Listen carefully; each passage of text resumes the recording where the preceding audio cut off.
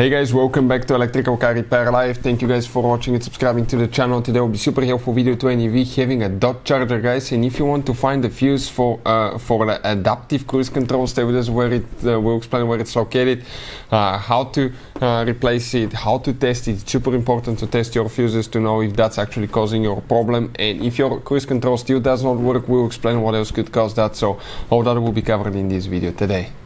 Before we start, let me tell you a little bit about us, guys. Every single car we get here at the garage, we try to make at least 200 to 300 free repair videos. If you have a Dodge Charger, we'll be making even more. We'll be taking it completely apart, we'll be taking that engine apart, transmissions, anything practically, and we'll even have the 5.7 engine coming as well. Now, why we do all that? Because our mission in the shop is to save you as much money as we can. All we need, guys, in return, please subscribe to the channel, like the video, that way we can keep making these free videos.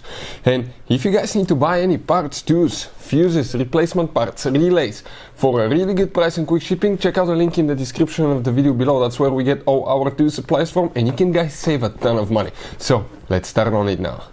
So specifically we have a 2000 and 18 Dodge Charger that we have right here. This is the fuse box. This is a 3.6 engine, but even if you have a different one, procedure is about the same.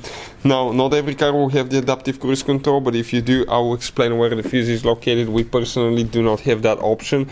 You have two notches here, you squish towards each other, you pull out, and right here, guys, you're going to have, you can see the fuse number layouts corresponding to what we have specifically here, guys. It's very important to test fuses because sometimes it's really hard to tell if they're burnt, and by testing them you will know 100% if that's causing your problem.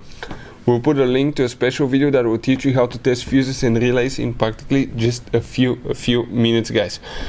The fuse that you will need to check, if you have one, will be actually a 5 amp fuse, and it will be that second fuse right here. That second fuse, 1, 2, from top to bottom on the very left side. It will be a 5 amp fuse if you have the adaptive cruise control. Hopefully, guys, the video will be helpful to any of you needing help with that. Thank you for watching, and see you guys next time.